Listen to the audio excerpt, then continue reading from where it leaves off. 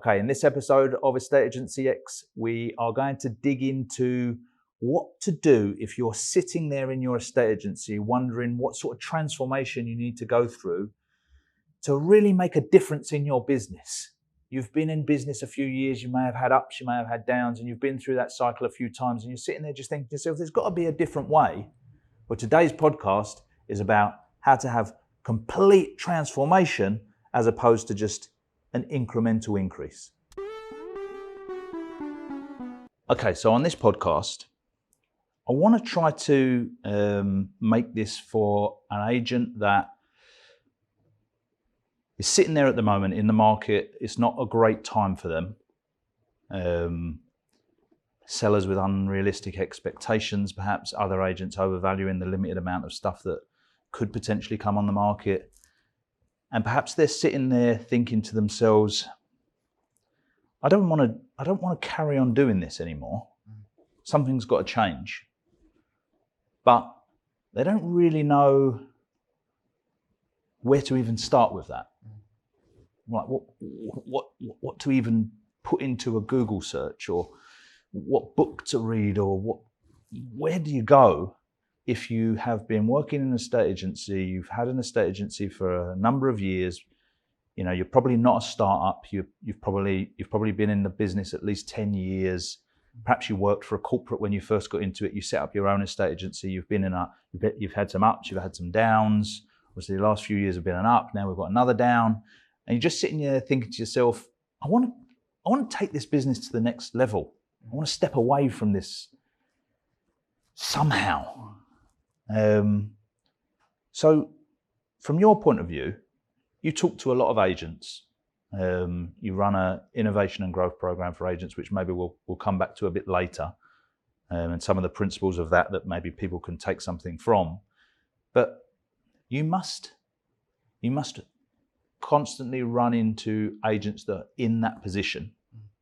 And I guess at that point, they're either looking to make some small tweaks to their business, or you've got people that are literally going, no, I'm ready.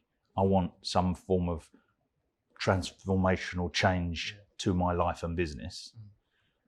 So just tell me a little bit about some of the differences between those people that you see, and how some of those people are feeling, so that maybe if anyone's listening to it, they can think about where they are in that grand scheme of things.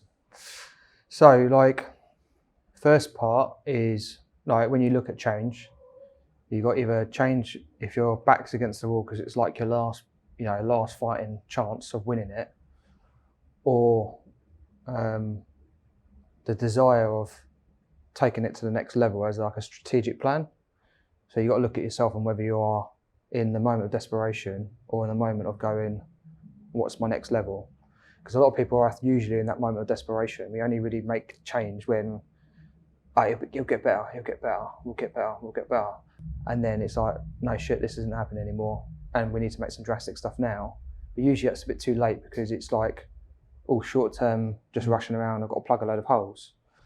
So the clients who we come to us are usually the ones in the strategic side to it, because they're a different client where they're going, I've been around the circuit for quite a few years now, and I want to make some greater change. I want that transformational change, rather than someone coming to me going, we need another silver bullet.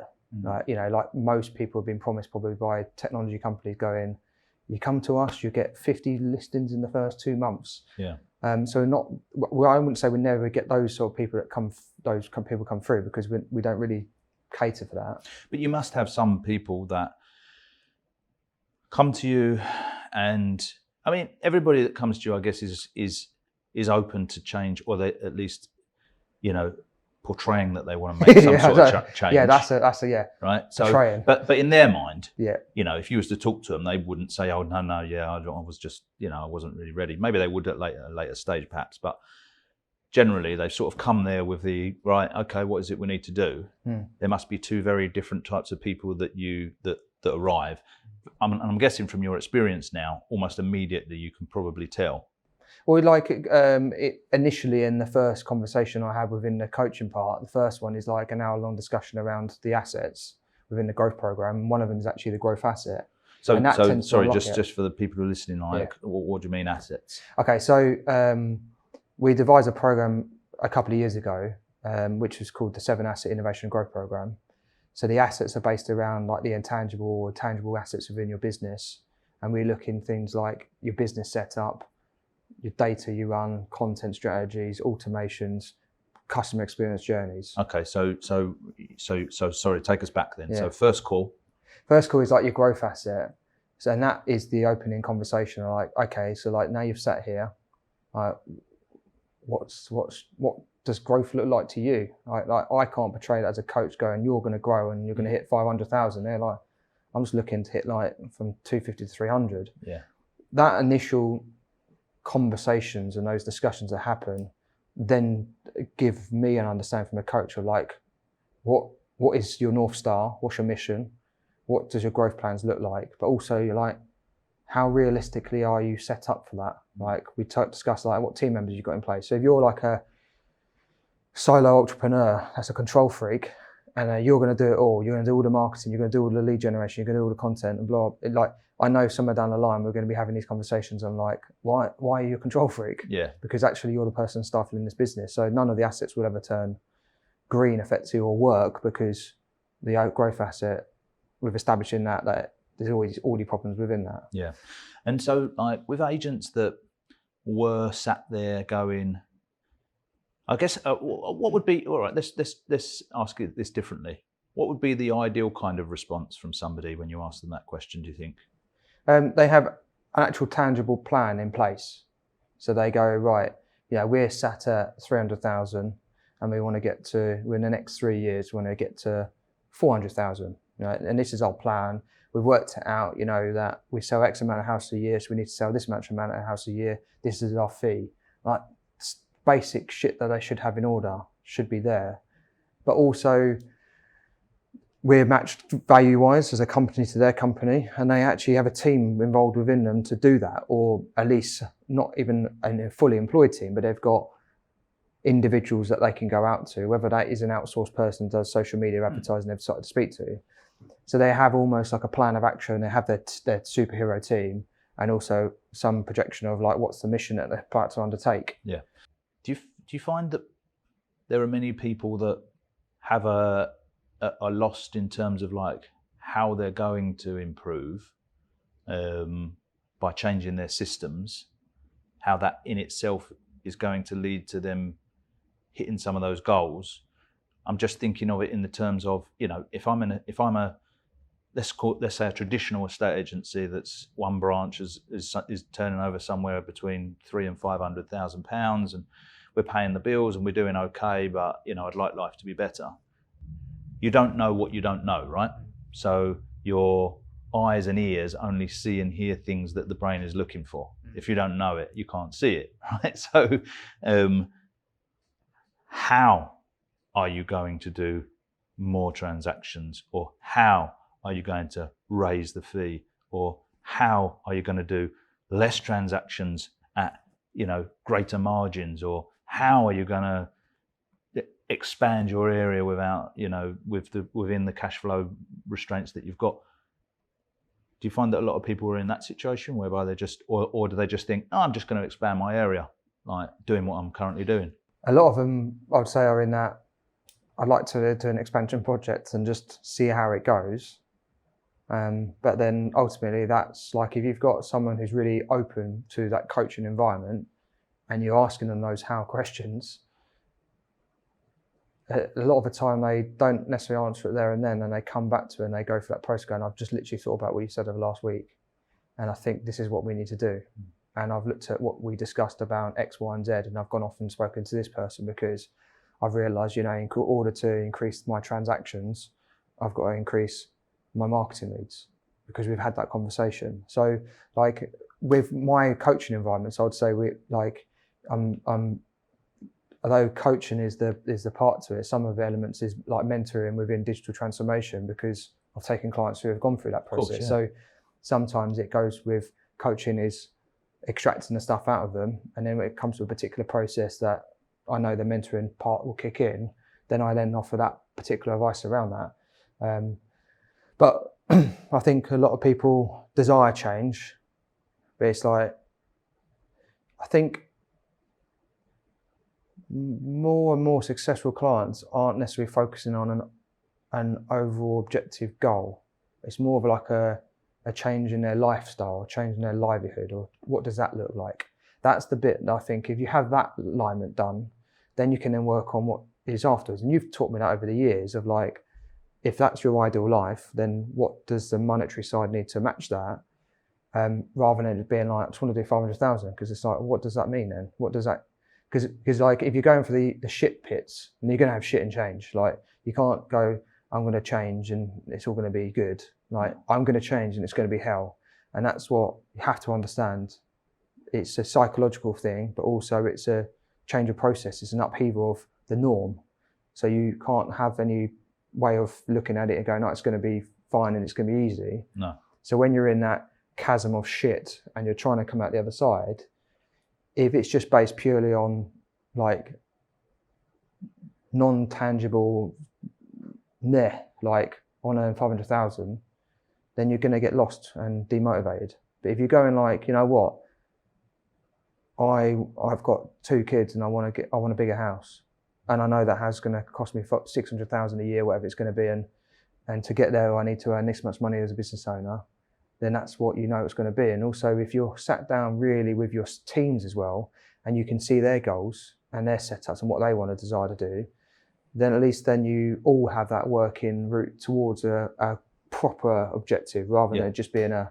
So having that clear goals on like, you know, what you're trying to achieve. It's interesting, isn't it? Because a lot of people think that, you know, entrepreneurs are money obsessed. I was talking to my stepmom about this, or it came up in conversation whereby we were talking about the future of my kids and what they're going to do. And, you know, she was talking about how languages are important and education's important and that sort of thing. And I was kind of saying like, it depends on what you want to do in life, surely. Like, you know, you can't just get a good education and then hope for the best. Where does that lead you?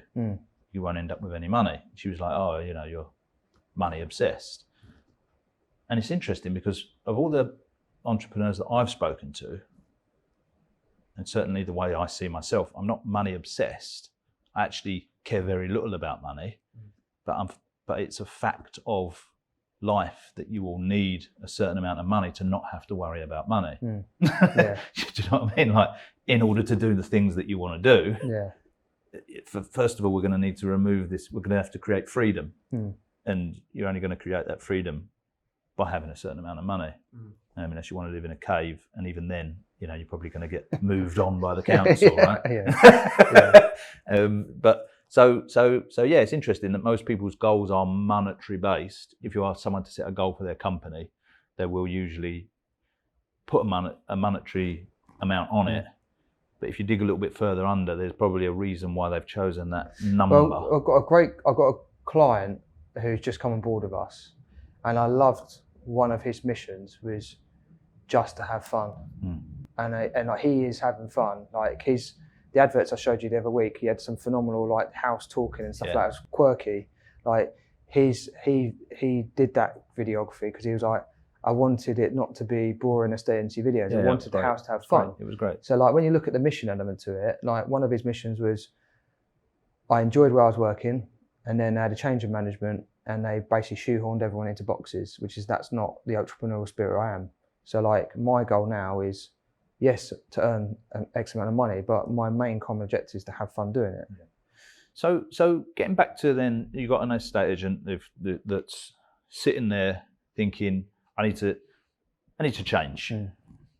I saw something on social media the other day whereby an agent had been away on holiday for a couple of weeks, and they came back and they went to one of their properties, and there were 18 letters from estate agents, all the same, and basically the same, saying, you know, sell your house with us, we've got a buyer for you. This is not a Townsend letter. Yeah, this is not a tout. This is unique, right? But so, you know, maybe they're doing that, maybe they're not, maybe they're running some Facebook ads, maybe they're completely digital, who knows? But whatever they're doing, they're just like, is there another way? Because it feels like of the 17 estate agents on this high street, we're all doing exactly the fucking same thing. And Where do you think some of the cause of that other way come from? What sort of shift in mindset do they need to have, and what way of do they need to start thinking about that infinite game, if you like, rather than like, well, it's 2020, it's 2021. We need to get some houses on the market because they're going to sell themselves. Like, how does that need to change when you take all the crap away and go like, okay, now we're just talking about building a business over the next 10 years where you can have freedom. Forget money, you can have freedom and you can do the things you want. What needs to change? Well, like I'm a firm believer in one small step, because one small step done 1,000 times is 1,000 steps, rather than think I've got to do 1,000 steps. But the main mission always has to be a greater change than just the sake of changing. Because like, if you just change a small bit, everyone else has changed a small bit at a time. You're never going to be, everyone's going to be raising the bar at the same time. And you look at it now, used to do one picture photography and then in turn photo, and then everyone did professional tour, and now everyone's done 360 tours, and then now everyone's done virtual video tours. Like, everyone can do the same stuff. So if you're going, oh, they've got a 360 tour, I need to do that, and another agent down the road's doing it, then a year later, everyone's doing 360 tours. Like, you still just say the same. So you almost have to look at it going like, really, like, we come from a business where we look at futuristic thinking. It's like, okay, where is the world going in the next 3 to 5 years? Outside agency, outside the bullshit that we're protected by, the property industry is going to be different to all of that. So what is going to happen to consumers? Where they're going to look at it? Like, what does the experience desire to change? Or like, what does the experience need to be for customers? And ultimately see like, where can we leapfrog this? Because you need to have greater change than just, it does a little few bits and pieces, because you'll be constantly in that same boat. Yeah, I think it's right. I think that there's an amazing book, isn't there? Like Good to Great. You know, the danger is incremental change. Everyone can be good, and it sort of creates this idea that you're innovating and moving forward, incremental. You want a bit of linear growth. The danger is that it creates so much noise, and just 80% of the stuff you're doing is just a fucking waste of time. It doesn't really matter, because maybe you will get that tiny little bit of growth.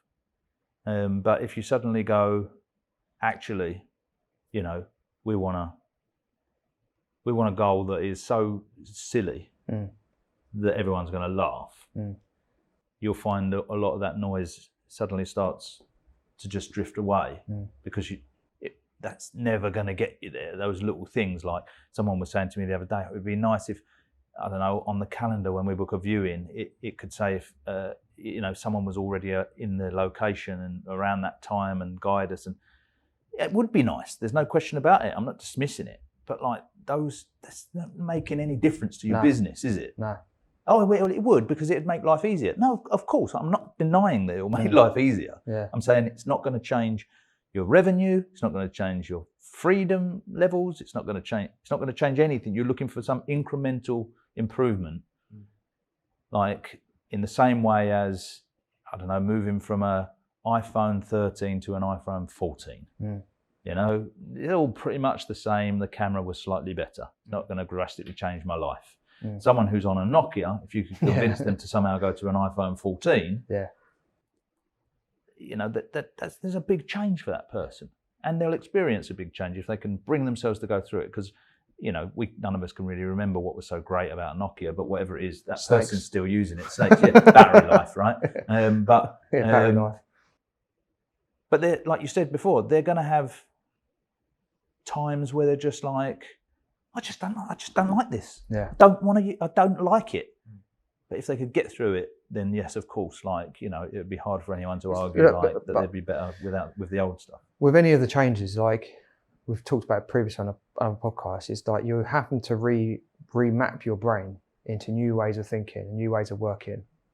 So like, it's going to be difficult to relay that new learning. It doesn't happen instantly overnight. Hence why you have to have some form of greater leap or greater form, because ultimately, like you said there, if you're doing small increments of change each year and everyone's having to relearn a process, the team are going to get bored if nothing changes or nothing's different. Well, I think also it's about hanging out with the right people, isn't it? Yeah. You know, if you hang around with other people that are all looking to make that transformational change and are all talking about crazy ideas and crazy goals, then all of a sudden it don't seem so crazy. Yeah. And you find ways of getting it done. Yeah. You know, you hang around with people that are talking about the way it's always been done and continuing to do that, then yeah, you're probably going to continue to do that as well, aren't you? Yeah. But I think like when you look at steps that someone could take right now, like what would you say from your experience, having gone through more of a change with a lot of agents over the years, like being in the industry quite a few years now, what would you say you've probably seen this point quite a few times with people? Not even necessarily it's the market trends, it's like they've got to the point where like, don't know what to do now. Like, what do you reckon is like the initial bit of advice that you'd say to give someone? For me, it's pretty easy. I mean, it's simple. It's not easy, right? Most businesses out there, forget estate agency, just generally, would accept and agree that having a massive email subscriber list that you can communicate with would be a milestone for them in their business. You know, you imagine you start a coffee shop today in Canterbury or wherever. You've got no real way of communicating. Okay, Facebook's made it a bit easier. You can run ads, you can do that sort of stuff. But ideally, you'd be trying to gather some sort of emails, wouldn't you? Why? Why would anyone be trying to gather emails? Because you can communicate with those people, and then you can let them know about things, right? Estate agency to me seems to be the only one that's the opposite. They get emails freely given to them en masse every day by hundreds, if not thousands of people. If any of those agents are in that boat that we spoke about earlier, where they've been around, 5-10 years, they're sitting on thousands and thousands and thousands of email addresses, and they do nothing with it. Now, they do nothing with it for a couple of reasons, in my experience. The first is that most estate agents have a transactional system in place. So what they're looking for is transactions. Everything in the office is centered around transactions. People are targeted on transactions. The software is based around transactions. The job roles are centered around transactions. And so it's no surprise that if you're not doing a transaction, you're of no interest to me, to the company, to the software. And so you go in the archive. The second reason is because they sort of feel like the people that are not in the active database have moved on. They're of no interest. They either decided not to sell, or they bought somewhere else, or they were just a tenant, or whatever it was. However, just removing the idea of the transaction of estate agency and just thinking about the monetary value of that database and being able to communicate with that database is vast. The next problem comes is that people don't know what to communicate. So they solve the first problem by going, he's right. We've got a database of 5, 10, 15, 20, 50,000 people. Geez, we should be communicating with these people. How do we do that? There's a bloke who does it for free here, or there's a software you can use and it will just send them something every week. No, that's not what I'm talking about. That's just useless spam. It's kind of pointless. But if you are a company that, like you say, has figured out no, hold on a minute. I genuinely think we are the best estate agents on this high street, just not enough people know about it, then perfect. Now, fucking tell people about it. And don't just tell them we're the best estate agents on this high street. Think of some content or videos, or written, photographed, videoed, whatever, that you can start creating just to let people know this stuff, along with some useful content for people. Go down the high street and find out what's going on for people, and then communicate out to your database and start that process of just being in front of people.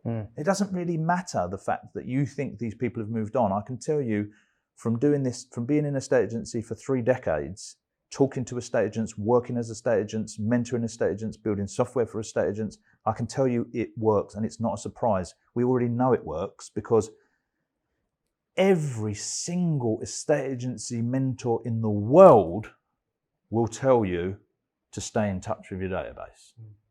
It doesn't matter whether they're telling you to do it by phone or by email or by WhatsApp, or every single one of them will tell you that.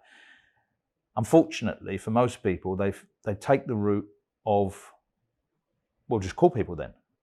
And estate agency is an industry in the UK whereby the pay is not the greatest, the fees are not the best, the skills are not the highest. So you've got low-level people making random phone calls, leaving people random voicemails, not getting the outcome that they're supposed to get from the thing that they were supposed to be doing, which was, it wasn't about leaving messages for people, asking them if they're still looking. What the person was saying was, be there, be visible, be useful, always be there. And that, you've got a database of thousands of people. The way to do it is to create content and communicate with them regularly, find systems that will do that for you. So for me, that is the step that needs to happen when someone decides they want total transformation. Many people decide they want more listings now. They try that.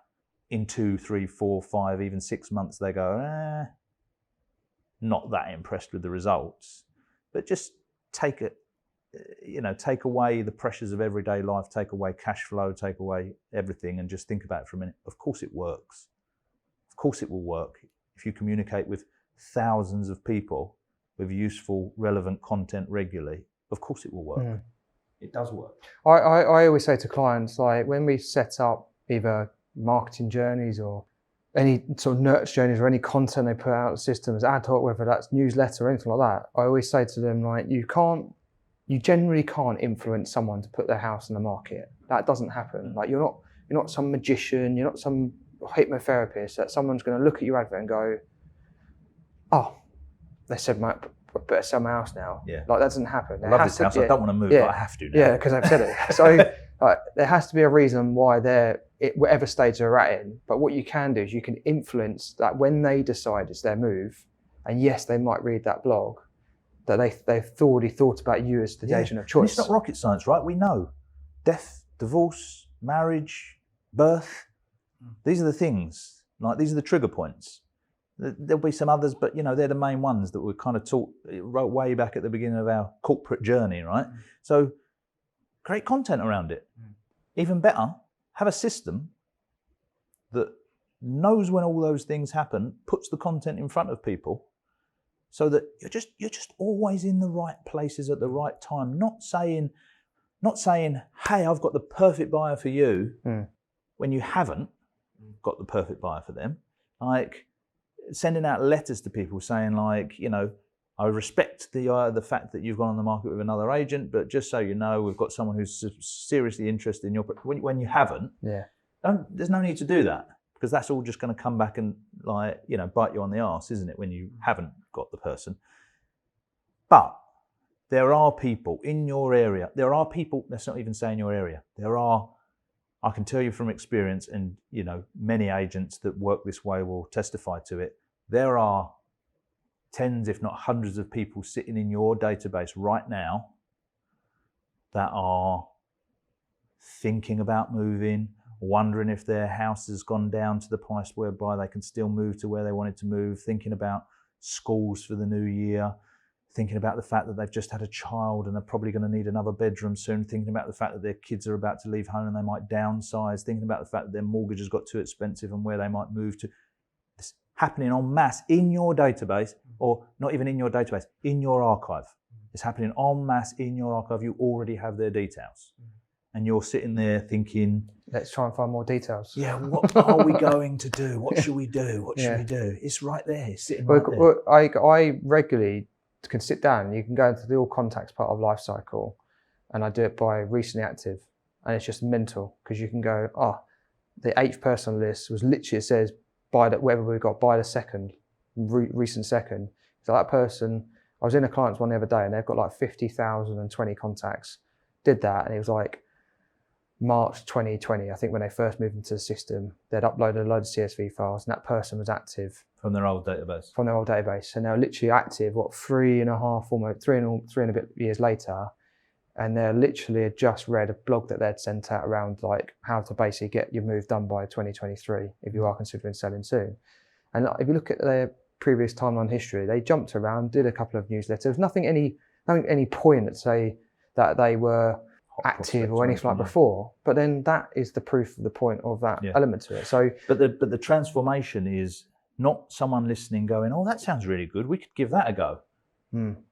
People can't just give it a go. That's a whole different way of working. Yeah. That's why we have the innovation and growth program, right? It's why we have coaching. It's not, "Oh, well, go on then. Let's see how this works out." No. Because you don't ever have a moment in your day at the moment whereby someone is supposed to look in the section that says potential listings and see what people have been looking at. That's not a thing for you. So it's going to have to become a thing, which means other things in your life are going to have to get dropped, because it's not like you're sitting around doing nothing. So we're talking transformation. We're talking work on mass, see a bigger audience, build a bigger database over the next 5, 10, 15, 20 years, get to the stage where you are uncatchable, as opposed to, "Oh, I'd like to do a few more transactions than I do at the moment." And like for the coaching element to it, when people get involved within the coaching program, I'm an elite performance coach. So I say myself as like, you come to me if you want to be elite performing. So if you want to be those few bits and pieces, like I'm always going, okay, what next? And you've got no answers, like dig deep. What are you going to do next with it? Because if you want that greater change, I'm here to help facilitate what your next mission is or what you want to change. And I'm pulling out of you. But if you go, I just want a couple of more listeners next month, like, okay, but that's not going to be elite performance in the future. Like, what's the next 6 months, a year? And the clients who have gone through that program and got their award, and the ones that are excelling are the ones that are literally every single month going, how can I do those changes, small changes? How do we develop in this?